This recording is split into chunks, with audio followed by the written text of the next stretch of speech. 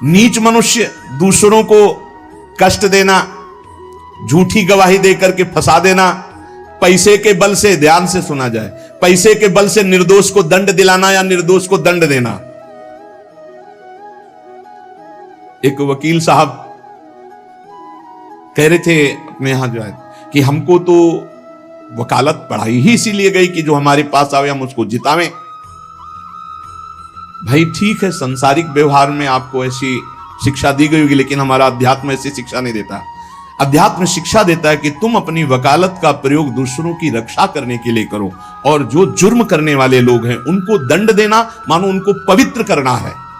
अगर आप जानते हैं ये जुर्म से युक्त है, दोष से युक्त है, और पैसे के बल से उसको निर्दोष साबित कर देते हैं, तो वो और आप दोनों दंड के भागी बनेंगे, परिणाम में आपको दुख भोगना पड़ेगा।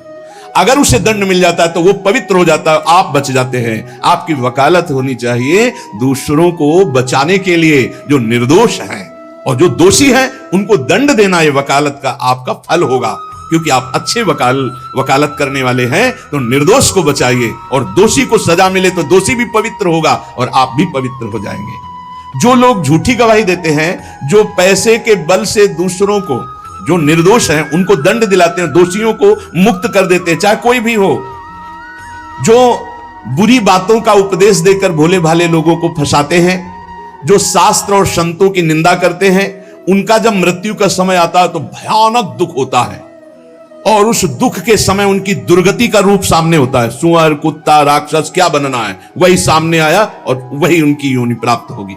फिर वो तड़पते हुए मृत्यु को प्राप्त होते हैं। और ऐसे लोगों की मृत्यु जब होने को होती है तो यमराज के बहुत ही क्रूर स्वभाव वाले, बहुत ही, जहां दया नाम की वस्तु नहीं, ऐसे क्रूर स्वभाव वाले हाथों में हथकड़ी लिए हुए और बड़ा भारी मुदगर, वो बड़े भयंकर, और उनके शरीर से दुर्गंध, देखने से ही मलमूत्र छूट जाए, ऐसे भयंकर, और उसी को दिखाई देते हैं जो मरणासन होता है। यमदूतों की दृष्टि पड़ते ही वो शरीराहंकारी जीव कांप पड़ता है।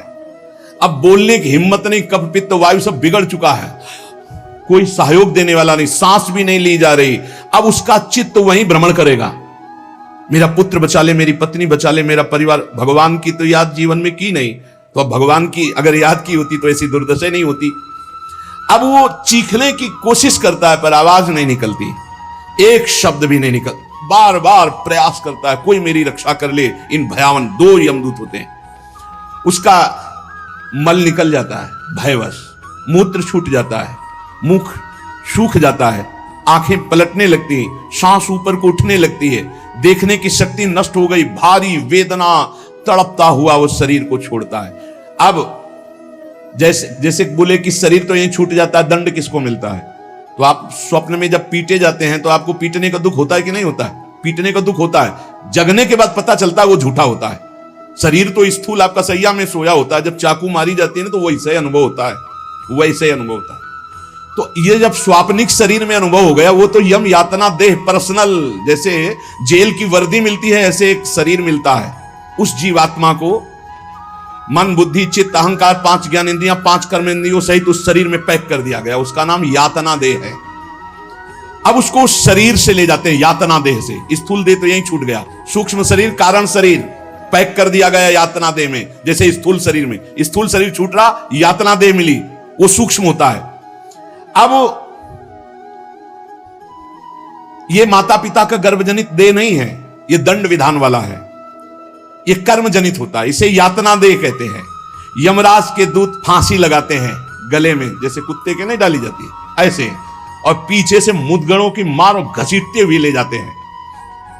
पीछे से ऐसी मार कि वो चीखता है, चिल्लाता है, पूरा अनुभव जैसे स्थूल शरीर में, ठीक वैसे ही उसमें मरना नहीं होता। बस एक खास बात होती है, क्योंकि स्थूल शरीर में मरना होता है, सूक्ष्म शरीर, कारण शरीर जो यातना देह में, उसमें मरना नहीं होता।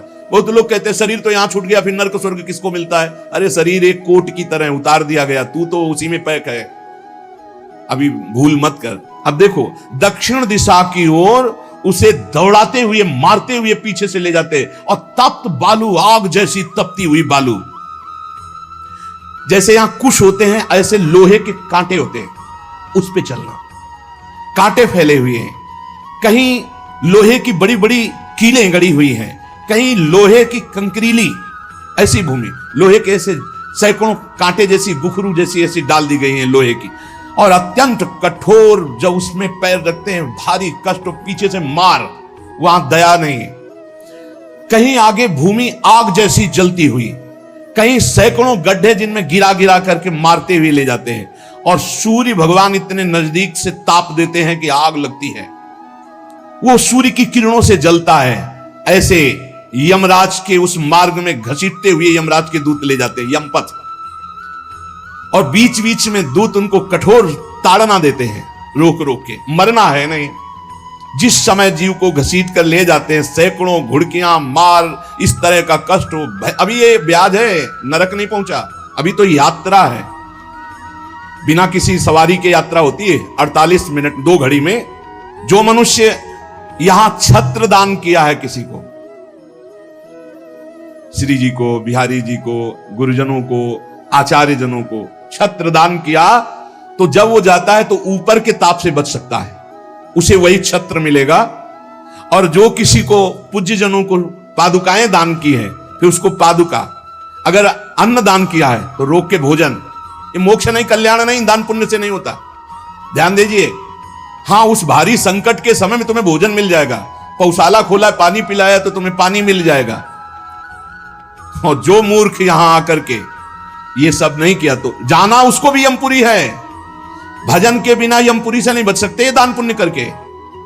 अवश्य में भोक्तव्यम कृतम कर्म शुभा शुभम, इसीलिए समझ लो, सोचते हो कि हमने दान पुण्य कर दिया, हमारे लिए विमान आएगा परम पद का, जाना नरक ही पड़ेगा। बारी मथे घृत होए बरु सिकताते बरु तेल, बिनु हरि भजन न भवतरी या सिद्धांत तपेल। भजन के बिना नहीं, इसलिए कह राधा राधा राधा। अब इस प्रकार की यात्रा, अनेक प्रकार से कष्ट भोगता हुआ पाप पीड़ित जीव धर्मराज के नगर में पहुंचा। अब वहां सेकंड के कम हिस्से में हिसाब हो जाता है। ऐसा थोड़ा क्या नाम है, कहां से लाए हो, क्या क्या किया, ऐसा नहीं, 1 सेकंड के कम हिस्से में तो बहुत ही लाइन लगी हुआ। यम यातना के शरीर में भारी कष्ट भोगता हुआ जीव, दाह का अनुभव करता हुआ, कांपता हुआ, भयंकर वेदना से युक्त सामने खड़ा हुआ, देखते ही निर्णय हो गया। अब वहां से उसको उसके कर्म के अनुसार नरकों में ले जाया जाता है। जिसने यहां सूर्य भगवान को प्रातःकाल उठ करके जलांजलि दी है, पुत्र हैं भगवान यम, सूर्य पुत्र, जो अपने पुरखों का पिंडदान किया है, जो समय समय पर अपने पूज्य जनों को, गुरुजनों को, संतों को अपने घर में बुलाकर भोजन पवाया है, जो बुजुर्गों को तेल मालिश करके, जैसे उन्होंने हमें तेल मालिश करके पुष्ट किया, ऐसे वृद्ध माता पिता के जो चरण दबाना है, शरीर पर तेल लगाना है, उनके वस्त्र धो देना, उनको भोजन कराना है, उसको वहां थोड़ा आदर मिलता है। बैठो, खान पान, थोड़ा सुख सुविधाएं, नरक से नहीं बचोगे, भगवत भाव के बिना नरक से नहीं बचोगे। जो जो उसने सेवाएं की हैं, वो सेवाएं, आए हो नरक के मार्ग में तो थोड़ा तेल मालिश हो जाएगा, खवा पिया दे जाओगे, थोड़ा शीतल जल पीने को मिल गया, खान पान की विश्राम की व्यवस्था थोड़ी समय के लिए। अरे इसीलिए जैसी हरिवंश नरक गति, ये जो अपने माता पिता को गाली देते हैं, जो मनमानी आचरण करते हैं ना, खूब अच्छे से तृप्त होते हैं। बात ये कि याद नहीं रहती ना, जैसे गर्भ की बात याद नहीं, यार गर्भ की बात याद आ जाए तो तुम भजन के सिवा कुछ नहीं करोगे। मरने की बात याद आ जाए कि पीछे जब मरे थे तो कितना कष्ट हुआ, मां के गर्भ में रहे कितना कष्ट हुआ, ऐसी जेल तो है ही नहीं मां के गर्भ जैसी, विचार करके देखो। अब वो मृतक जीव जो जो सुविधाएं दान की थी, वो उसे कुछ दिन के लिए वहां सैया मिल गई, भोजन मिल गया, विश्राम मिल गया, कुछ दिन के लिए। भाई बहुत होश में, दान पुण्य के भरोसे मत रहना। अब जब वो पुण्य खत्म हुआ उनका, तो यमदूत उनको साथ लेकर गए। 12 दिन तक उसको पुण्यों के भोग का अवसर मिलता, तभी तक 13वीं तक कहते हैं जीव को नरक की गति नहीं दी जाती। 12 दिन तक उसको होगा कोई विश्रामालय, उसमें रखा जाता है। 12 दिन तक जो पुण्य सुकृत हुए उनको भोग ले, अभी आराम कर लो, नरक आए हो। अब नरक में प्रवेश होगा 13वीं के बाद, तभी कहा जाता है जल्दी जल्दी 12-13 दिन खूब पुण्य कर ले, उसको दान करो आत्मा को, तो उसकी उन्नति हो जाएगी। कोई ये झूठी बातें नहीं है। और राधा नाम बोल दिया एक बार, तो इसके बराबर कौन सा पुण्य होगा? यमराज के खाते में पुण्य वाला है ही नहीं ऐसा जितना राधा। अरे जाना ही नहीं पड़ेगा भैया, राधा नाम जिसकी जिह्वा से निकाल अनुल्लिख्यानंतान अपि तदपराधान मधुपति। इसीलिए तो गरज कर कहते हैं, अब जिनको नरक भोगना है वो नहीं सुनेंगे भगवान नाम महिमा, भगवान नाम जप नहीं करेंगे। 12 दिन के बाद 12 दिन तक वो अपने घर के वालों के दिए हुए पुण्य आदि जो उसको भोगता है।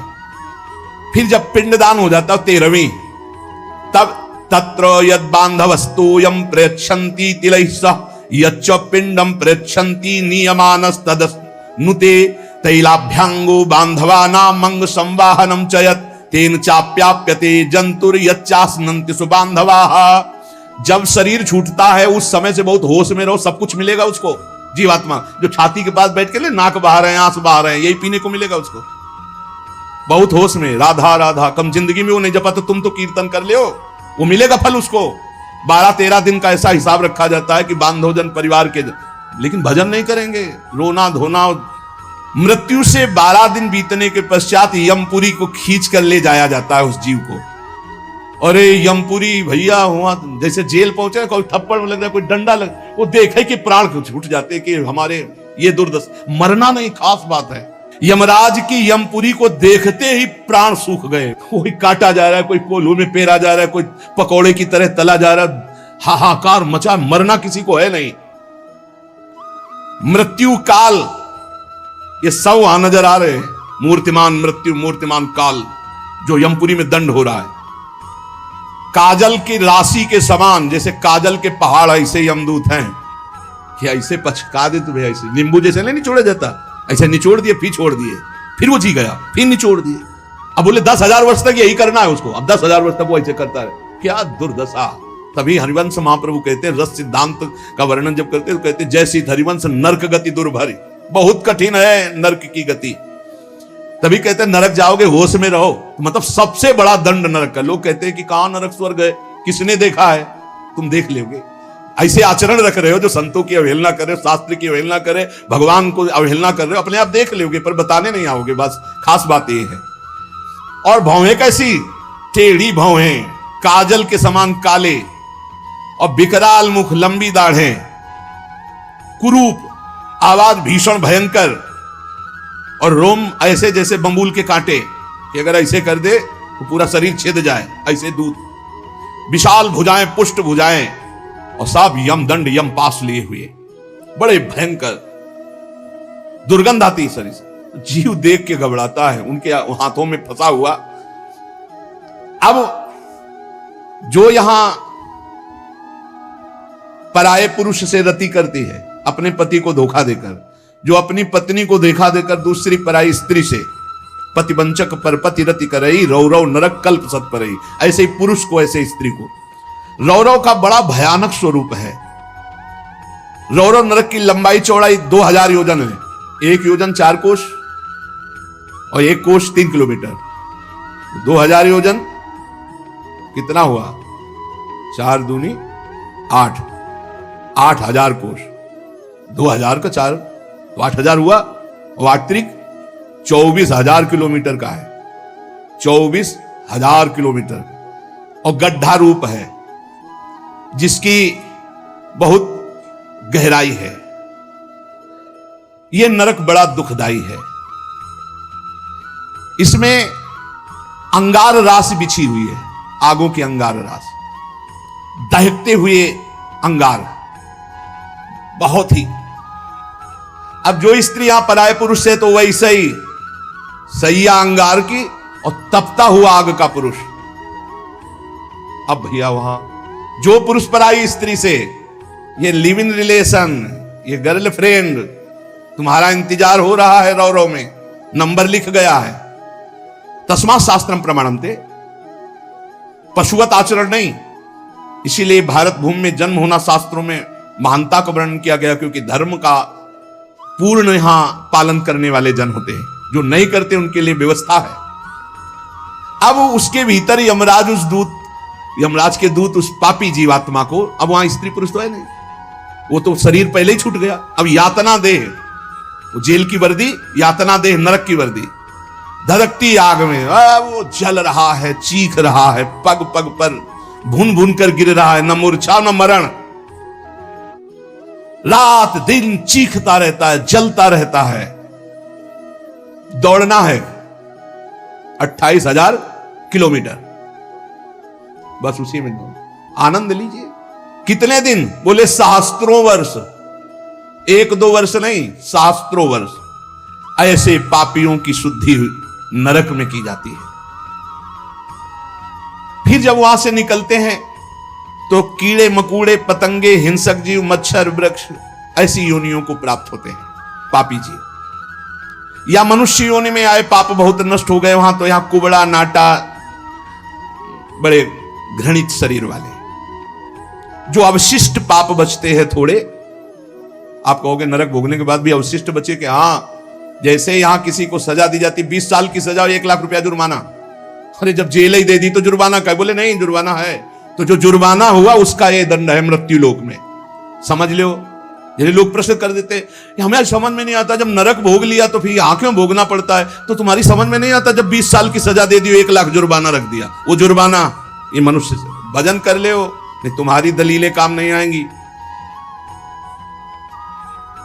इस प्रकार पाप करने वाले जीवों को विविध प्रकार के नरकों में पिताजी कष्ट दिया जाता है। सुमति महाराज कह रहे, जब यहां से कोई पुण्यात्मा पुरुष गति करता है तो वो पुण्य लोकों को ले जाया जाता है। उसके साथ गंधर्व लोग गीत गाते हुए चलते हैं, आगे आगे अप्सराएं नृत्य करती हैं, और वो विमान पर बैठा आभूषणों से सुसज्जित, समय समय पर मीठा जल, ये सब सुविधाएं भोगता हुआ स्वर्ग जाता है, और वहां अपने पुण्य के अनुसार अप्सरा, विमान, महल, सब सुविधाएं प्राप्त करता है।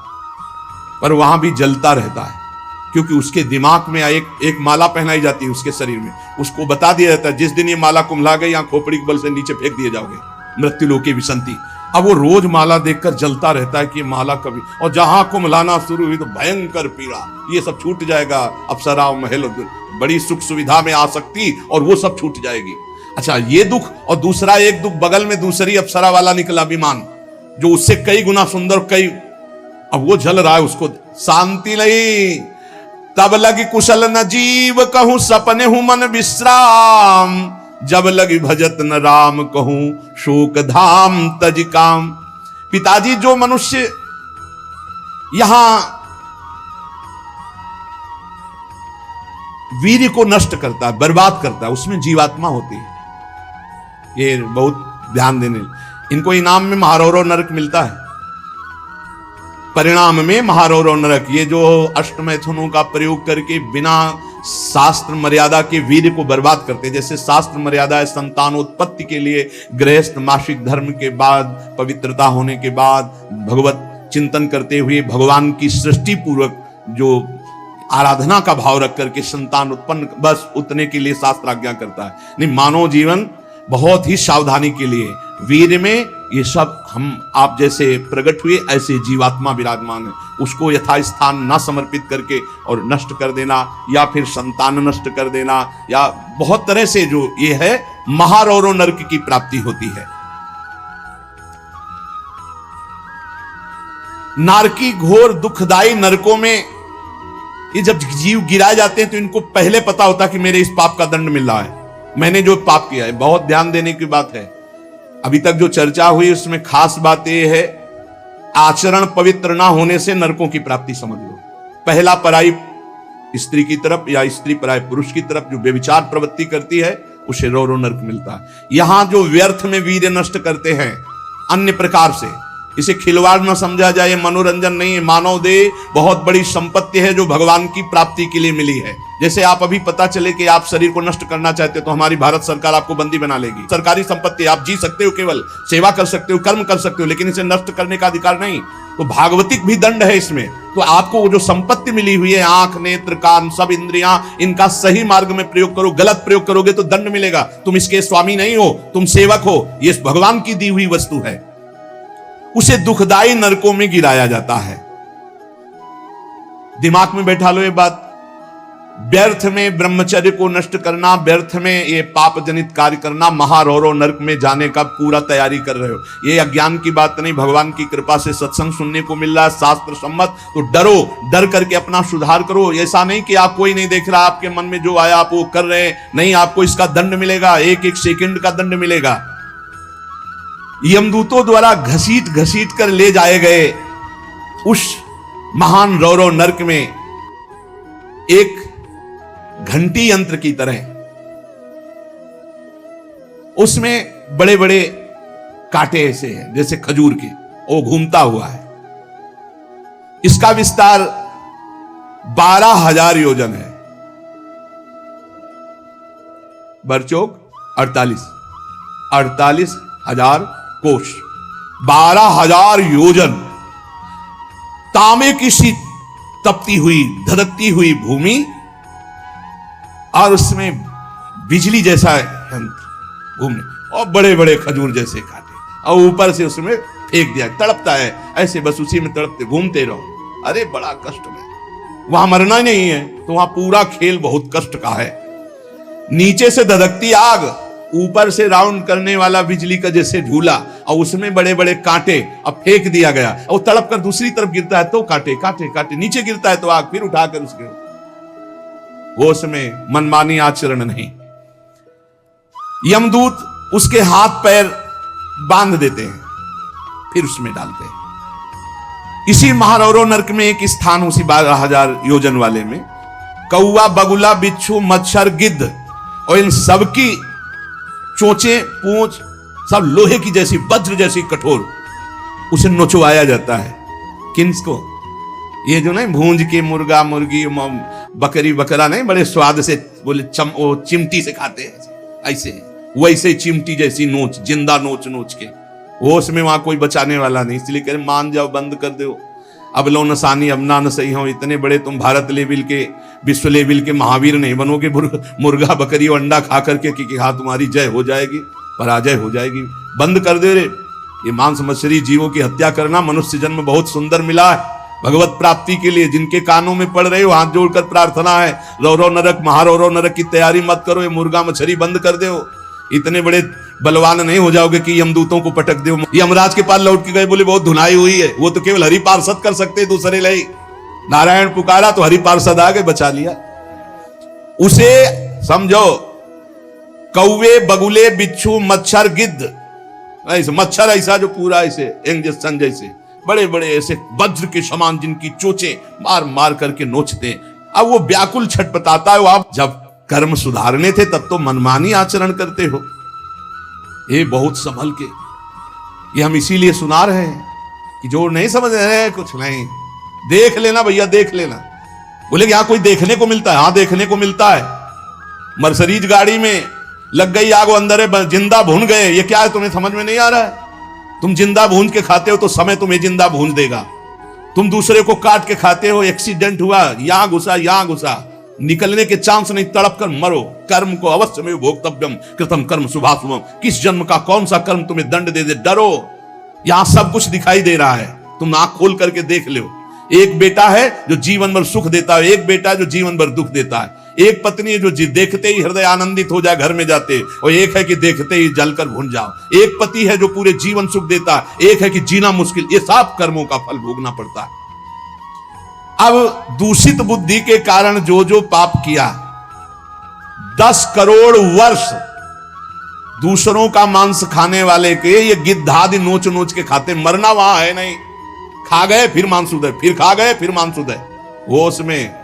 अरे कुछ ना भैया, नमक रोटी खाओ, संयम से रहो तो बढ़िया बल आ जाएगा। शरीर में बल को तो तुम नष्ट कर रहे, ऊपर से डालने से क्या होगा? पक्का कहते हैं अगर आप 10 वर्ष ब्रह्मचर्य रहो तो तुम्हारे अंदर ऐसी सामर्थ्य आ जाएगी कि क्या करूं, कहां कौन सी मेहनत करूं, ऐसा तुम्हारे अंदर आने लगेगा। बचपन से ही धर्म विरुद्ध आचरण।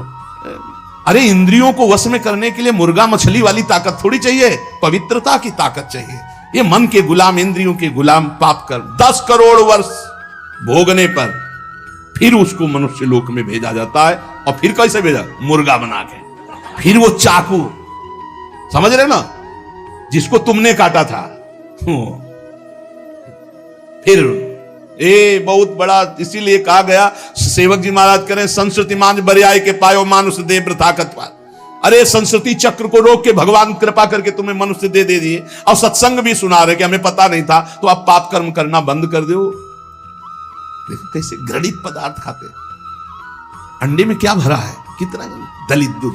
हाँ बोले हम बलवान बने, विटामिन पी रहे हैं। क्या करें। हाँ मतलब गजब, उल्टी हो जाए देख के। अंडे में जो भरा है उल्टी हो जाए देख के। कर्म काल तुम्हें दंड देगा। मान लो जीवों के प्रति दया का भाव सबसे बड़ा धर्म है। परहित सरिस धर्म नहीं, जीवे दया, जीव पर दया करो। ये जो अपराध कर रहे हो, अरे भाई एक एक जैसे चबेना चबाते ना, ऐसे मछली चावल खाते हैं। जिंदे खाएंगे यमदूत। वहां ये सब यमदूते हैं जो बड़ी बड़ी चोच वाले। अब महारौरों के कष्ट को कैसे तुम्हें बताए। उसी के बगल में है शिवातम नामक एक नरक, जहां भीषण सर्दी ही सर्दी है। इधर जलता हुआ और घूमता चक्र हो ऐसे, फिर बगल में ही एक गिद्ध हो, ये सब। और उसके बगल में शिवातम नामक नरक, रौरो नरक के बराबर में ही है। घोर अंधकार, भीषण सर्दी और दम घुटने वाली गैस। अरे ऐसे ऐसे नरकों का वर्णन पूरा तो आज हो ही नहीं सकता है, केवल बानगी भर दे रहे हैं तुम्हें। घोर अंधकार, भीषण सर्दी और जहरीली गैस, शिवातम नामक नरक। अब वहां छोड़ दिया गया। अब वो कांपते हैं, सांस लेने में वो जहरीली गैस उनकी दम, मरना वहां है नहीं, और सब अंधेरा है, सब एक दूसरे को। और ये वहां इतनी सर्दी की दांत कटकटाते हैं, भूख प्यास अन्य उपद्रव, इसके साथ ऐसी वायु चलती है कि बड़े बड़े ओला, फूट जाए शरीर। भयंकर हड्डियां चर चर टूटती हैं, ऐसे ईंट की तरह ओला गिरते हैं। मज्जा रक्त बह रहा है, अंधेरा, भीषण गैस, वो प्राण लेने वाली, क्षुधातुर मनुष्य एक दूसरे को खा रहे हैं वहां नरक में।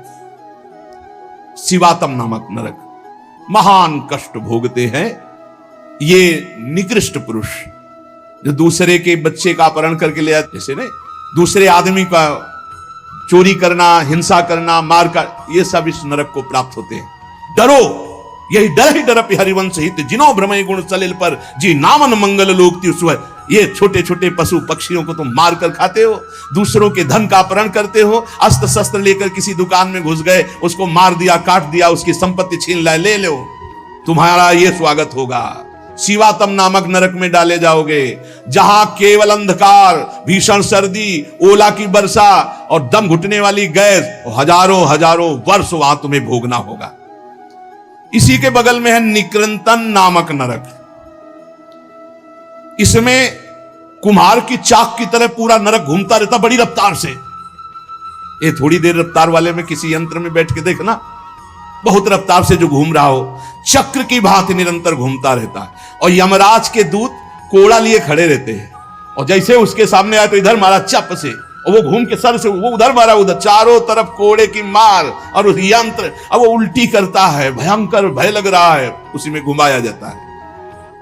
कुम्हार की चाक के समान चक्र की तरह निरंतर घूमता रहता है। यम दूत पापी के ऊपर कोड़ों की वार करते रहते हैं। शरीर पूरा मस्तक तक रक्तमय हो जाता है कोड़ों की मार्ग से, रफ्तार से वो घूमता है, प्राण निकलना नहीं है, सब चिथड़ा उड़ जाता है कोड़ों, और सब मरना वहां है नहीं। बहुत कष्ट भोगना पड़ता है। यहां जो शराब पीते हैं, शराब पी करके अपने पूज्य जनों का अपमान करते हैं, नहीं, उनको पृथ्वी घूमती नजर आती है शराब पीने वाले, उसी में डाले जाओगे। नरक वैसे ही बना है तुम्हारे लिए व्यवस्था। जो बड़े पूज्य जनों का अपमान करते, गाली गलौज, मदिरा पीना महापाप है, ऐसा हमारा शास्त्र कहता है, मान लो। इसमें ये मत सोचो कि जीव की हत्या नहीं, लेकिन हमारा जो शास्त्र कहता, तस्मात् शास्त्रम प्रमाणन्ते कार्याकार्यो व्यवस्थितौ, ऐसा ना सोचो, बिल्कुल अक्षरशः सत्य है। आज विज्ञान भी जो कुछ लाभ ले रहा है हमारे शास्त्रों से ही ले रहा है। विज्ञान भी शास्त्र का अनुसरण ही करता है। एक बहुत बड़े वैज्ञानिक आए थे अपने भारत के, उन्होंने यही बताया कि जहां से मेरा विज्ञान समाप्त होता है वहां से आपका अध्यात्म प्रारंभ होता है, इसलिए मैं दर्शन करने आया हूं आपके।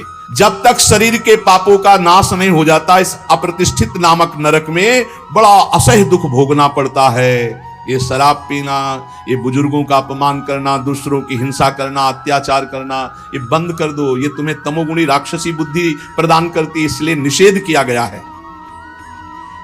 मनुष्य हजारों वर्षों तक इन यंत्रों को भोग करके जब पवित्र होता है, तब फिर उसको फिर यहां मृत्यु लोक में जन्म दिया जाता है। एक अस्पत्रवन नामक नरक है। ये 1000 योजन तक की लंबी भूमिका है।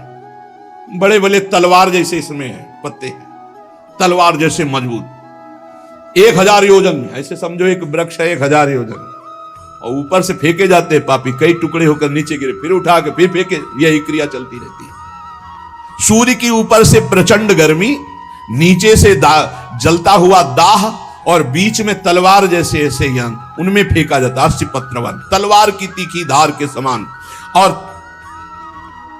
जो आसपास जगह है उसमें बलवान कुत्ते रखे जाते हैं, जो 10,000 की संख्या में एक साथ जो जीव फेंका गया, कटा, नीचे गिरा, तो शरीर पूरा हुआ, तो कुत्ते नोचने लगे। होश में हो जाओ, बहुत भयावह है। और उनके मुख दाढ़ें भी बड़ी लंबी लंबी, कुत्तों की, व्याघ्रों के समान, इसलिए वो हाय हाय चिल्लाता है, वहां कोई बचाने वाला नहीं मिलता। इस अस्पत्रवन नामक नरक में बहुत दुख दिया जाता है। बार बार आहत होकर के नीचे गिरे तो अंगार, अगर थोड़ी देर शरीर बचा रहे तो कुत्ते नोच रहे, फिर उठाकर फिर उसमें डाला गया। एक भयंकर तप्त कुंभ नामक नरक है, जिसमें तेल खौलाया हुआ है, पकौड़ा की तरह पकाए जाते हैं। पुत्र सुमति ने कहा, पिताजी मैंने इन सब नरकों को भोगा है और मुझे 10,000 जन्म की स्मृति प्राप्त है, इसलिए मैं यथावत देख के कह रहा हूं। आज के 7वें जन्म पहले मैं एक वैश्य कुल में उत्पन्न हुआ था, और मुझे अपने कुल की सेवा मिली हुई थी। जो एक दिन मैं व्यापार से जा रहा था तो कुछ गौएं पानी पीने जा रही थी। मैंने उन गौओं का विरोध कर दिया और गौओं को पानी पीने नहीं दिया। उसके अपराध से मुझे अत्यंत भयंकर नरक में डाला गया था, जहां आग की लपटे जैसी गर्मी थी और बूंद पानी नहीं। कई हजार वर्षों नरक भोगना पड़ा था एक अपराध का। जो पापी यहां इस पशुओं को काट करके उनका खून पीते हैं, उन पापियों को कोल्हू में पेरा जाता। मैंने वहां देखा, कोल्हू में जैसे गन्ना पेरा जाता है, नीचे खून की कीचड़ जमी होती, दुष्कर्मियां चिल्ला रहे, उनको कोल्हू में पेरा गया। धीरे धीरे आराम से पेरा जा रहा, बाहर निकले फिर पूरा जीवित, फिर पेरा जा रहा है। हाहाकार ही हाहाकार वहां सुनाई देता है। मुझे तो सिर्फ दिखाया गया था, इस अपराध के कारण मैंने नरक देखा। बड़ी पीड़ा, बड़ा संतप्त, बड़ी जलन। तप्त बालुक, तप्त कुंभ, कितने तुम्हें नरकों का वर्णन बताएं। पिताजी, जीवों को यदि आनंद लेना है तो यहां भगवान का भजन कर लो, धर्म से चल ले। ये मत समझो कि यहां तुम आयो स्वतंत्र हो, जो चाहो कर लो। नहीं नहीं, बंधन है बंधन। आप किसी की नजर में हो, हर समय आपके ऊपर सीसी कैमरा लगा हुआ है। आप एक एक चेष्टा जो कर रहे हो उसका आपको दंड या स्वीकृत पुरस्कार मिलेगा। और अगर भजन कर लेंगे तो भगवान की प्राप्ति होगी। जो भगवान का नाम जपते हैं, भगवान के आश्रित हैं, तो भगवान ने कहा अभी जो भी हो गया चिंता मत करो, पीछे जो हो गया सब राधा राधा। भगवान के वचन कभी मिथ्या नहीं होते।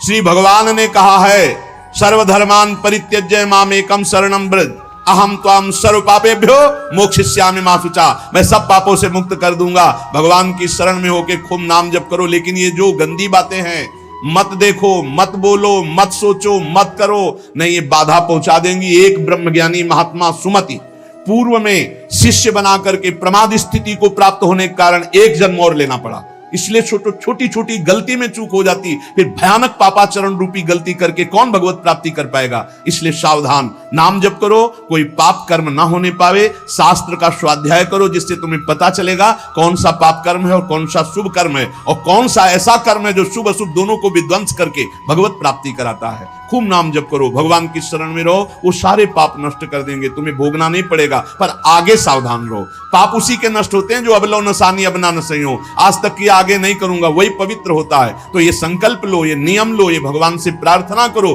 कि हमारे द्वारा किसी का अहित न हो, किसी का अमंगल ना हो। हर जीव जीना चाहता है, हर जीव सुखी होना चाहता है। तुम उन्हीं जीवों को दुख देकर कैसे सुखी हो सकते हो? इसलिए सावधान, अपनी जीव को संभालो, अपनी जनेंद्री को संभालो, अपनी बुद्धि को संभालो, खूब नाम जप करो। शेष चर्चा आगे। श्री राधा